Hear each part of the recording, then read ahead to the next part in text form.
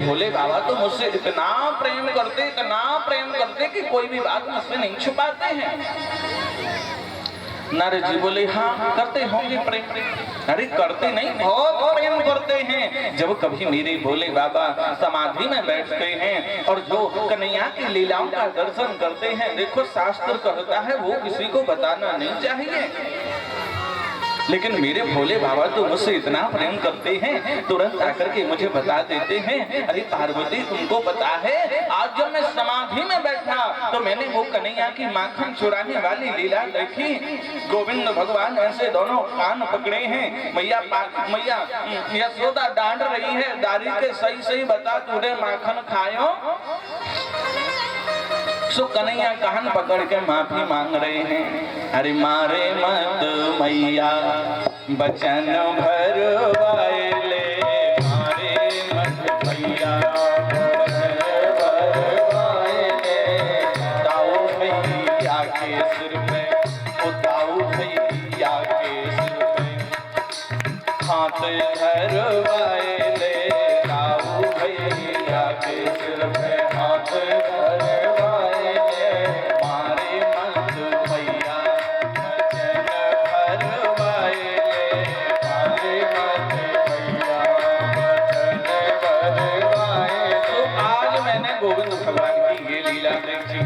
तो तुरंत आकर मुझे बता देते हैं सब जी मुझसे तो बहुत प्रेम करते हैं।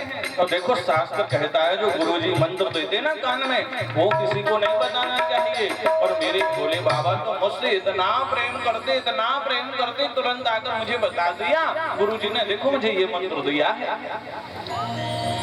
इतना प्रेम करते हैं।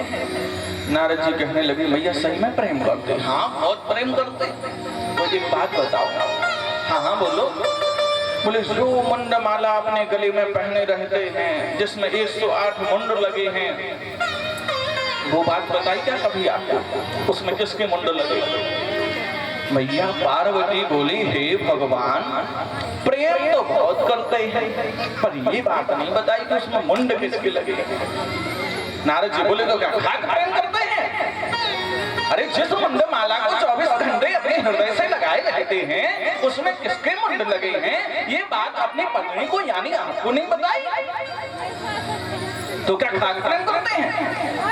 मैया पार्वती बोली हे भगवान मैं जिनको पति परमेश्वर मानती हूँ, जिनका मैं इतना आदर करती हूँ, वो मेरा कोई सम्मान नहीं करते। बताओ इतनी बड़ी बात मुझसे छुपाई। आने दो अब उनको, मैं देखती हूँ। यहाँ से शंकर भगवान ने देख लिया कि नारद जी पधारे हैं, सो त्रिशूल हाथ में उठाया, वो दौड़े चले आ रहे थे। नारद जी बोले मैया पार्वती अब देखो मेरा काम तो हो गया, अब मैं चलता हूँ। हाँ हाँ महाराज तुम पधारो, आने दो आज भोले बाबा को। सो नारद जी का गुफा से बाहर निकलना हुआ, मैया और भगवान शंकर का आना हुआ। जैसे नारद जी यहाँ से निकले, शंकर भगवान वहां से चले आ रहे थे दौड़ लगाते हुए। नारद जी ने कहा बाबा राम राम। शंकर भगवान बोले राम राम राम राम। नारद जी बोले मैया याद कर रही है। शंकर भगवान बोले जहाँ तुम पधारो वहाँ कोई हमें ना याद करे, ऐसा हो सकता है? जहाँ आप पधारो महाराज मुझे वहाँ तो जरूर कोई ना कोई याद करेगा, जरूर याद कर रही होंगी। तो शंकर भगवान दौड़े दौड़े अंदर गए। अच्छा एक बात बताऊं आपको, पहले जमाने में जब पत्नी रूठ जाती थी तो बताती नहीं थी कि मैं रूठ गई हूँ, क्योंकि उस समय जब मकान बनवाया जाता था तो पत्नी के रूठने का कमरा अलग बनवाया जाता था, उसके बाहर लिखा रहता था कोप भवन। अब पत्नी रूठ गई तो जाकर के कोप भवन में बैठ गई। पत्नी को समझ जाते थे कि पत्नी रूठी हुई है, सो बड़ी मनोहार दृष्टि से मनाते थे। अब आप लोग रूठ जाते होंगे तो आपके सब लोगों के पति मनाते होंगे, अब मुझे तो नहीं पता कैसे मनाते, तो आप सभी लोगों को पता होगा कैसे मनाते हैं। फिर बड़ी मनोहार दृष्टि से मनाया करते थे। शंकर भगवान जैसे ही आए, देखा कि पार्वती तो कोप भवन में बैठी हुई है। अंदर जाकर कहा अरे प्रिय दूर रहो मुझसे, ऊपर से भी काले और अंदर से भी काला। अरे देवी अंदर का काला तो वो माना, मैं मानता हूँ कि मैं ऊपर से काला हूँ, पर देखो अंदर का काला थोड़ी हूँ। मैं कितना प्रेम करता हूं तुमसे, मैंने तो कोई कपट किया ही नहीं। अरे आपने कोई कपट नहीं किया? नहीं, मैंने तो कोई कपट किया ही नहीं। एक बात बताओ, आपने सारी बातें मुझे बताई, पर वो बात आपने बताई कभी क्या मुझे? देवी कौन सी बात? अरे जिस मुंडमाला को आप 24 घंटे अपने हृदय से लगाए रहते हो, उसमें किसके मुंड लगे, ये बात बताई कभी क्या आपने हमें? जिसमें किसके मुंड लगे हुए थे? देवी प्रेम तो बहुत करता हूं, यदि इसका कोई प्रमाण है तो ये मुंडमाला है। वैसे तो आप जगदम्बा पराम्बा जगत जननी हो, लेकिन लीला की सिद्धि के लिए जब जब आप अपना रूप परिवर्तित करती हो तो आपकी याद बनी रहे, इसलिए इस मुंडमाला में किसी और के मुंड नहीं बल्कि आपकी याद बनी रहे, इसलिए मैं इस मुंडमाला में आपके ही मुंड पिरो लेता हूँ।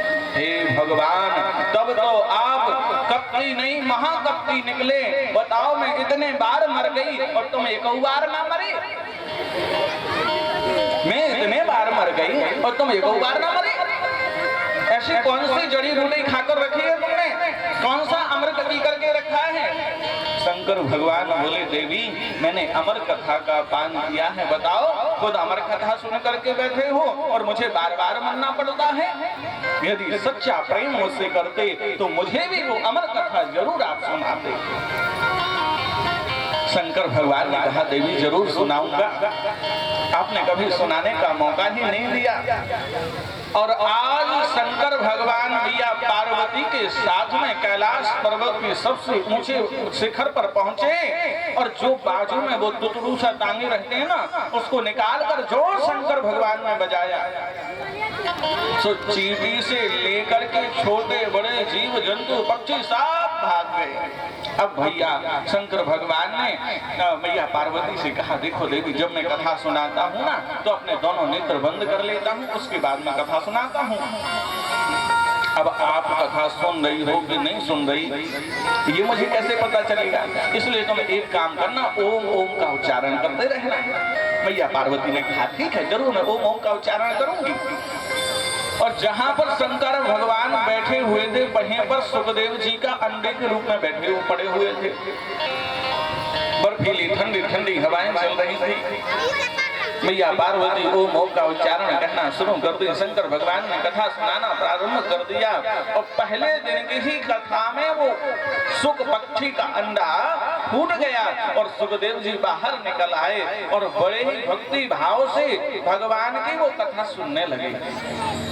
पहला दिन समाप्त हुआ, दूसरा दिन समाप्त हुआ, सुखदेव जी कथा सुनकर के आनंदित हो रहे हैं। ये वही अमर गुफा है जिसमें शंकर भगवान ने मैया पार्वती को कथा सुनाई थी। अमर गुफा में चौथे दिन की कथा चल रही थी और मैया पार्वती की यहाँ समाधि लग जाती है। अब सुखदेव जी ने सोचा, बताओ, इतनी सुंदर कथा चल रही थी, मैया पार्वती तो समाधि लगा ली। अब ओम ओम का उच्चारण बंद हो गया है। अब ओम ओम का उच्चारण बंद हो गया तो कथा भी विराम हो जाएगी, कथा में विघ्न न आए, इसलिए सुखदेव जी मैया पार्वती के सुर में ओम ओम का उच्चारण प्रारंभ कर दिए। ओम ओम कह रहे हैं, और 7वें दिन जब कथा विराम हुई तो मैया पार्वती तो समाधि लगी हुई थी, और यहाँ शंकर भगवान ने जब जोर से जयकारा लगाया, बोलो वृंदावन बिहारी लाल की, और जोर से जब जयकारा लगा सो मैया पार्वती की समाधि खुल गई। हाँ, फिर प्रभु, फिर कन्हैया ने उद्धव जी से क्या कहा बैरागी के बारे में? शंकर भगवान बोले, कथा तो विराम हो गई, आज 7वां दिन है। मैया पार्वती बोली, मैं तो चौथे ही दिन मेरी समाधि लग गई थी। तो फिर ओम ओम कौन कह रहा था? पीछे मुड़कर के देखा तो सुखदेव जी बैठे हुए थे। शंकर भगवान के क्रोध का पारावार नहीं रहा, तुरंत अपना त्रिशूल उठा लिया और उस पक्षी को मारने के लिए दौड़े। सुखदेव जी आगे आगे दौड़ रहे हैं और शंकर भगवान पीछे पीछे अपना त्रिशूल लेकर के दौड़ रहे हैं।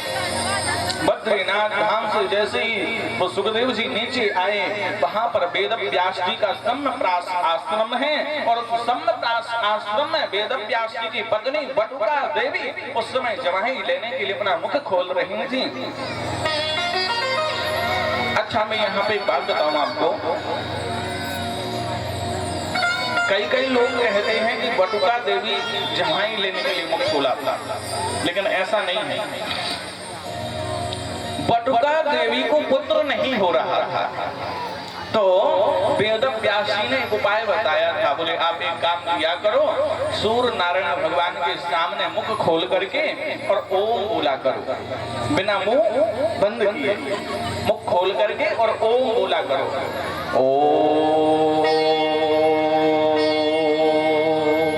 तो ओम का स्वर निकल रहा था और वहां से जैसे सुखदेव जी आए तो बटुका देवी के मुख से सीधे गर्भ में प्रवेश कर गए, सूक्ष्म रूप लेकर के। शंकर भगवान चारों तरफ ढूंढ रहे थे। जिस माता को पुत्र ना होता हो, संतान ना होती हो, वह माँ यदि प्रतिदिन सूर्य नारायण भगवान के सामने खड़े होकर के प्रातः काल ऐसे ही ओम का उच्चारण करती है तो उसको निश्चित रूप से पुत्र प्राप्ति हो जाती है। बोलो वृंदावन बिहारी लाल की। शंकर भगवान चारों तरफ ढूंढ रहे हैं, सुखदेव जी को कहीं सुखदेव जी दिखाई नहीं दिए तो वेद व्यास जी आ गए। अरे बाबा आप क्या ढूंढ रहे हो? अरे आपके आश्रम मेरा चोर घुस गया है। चोर? हाँ चोर घुसा है। अरे महाराज आप तो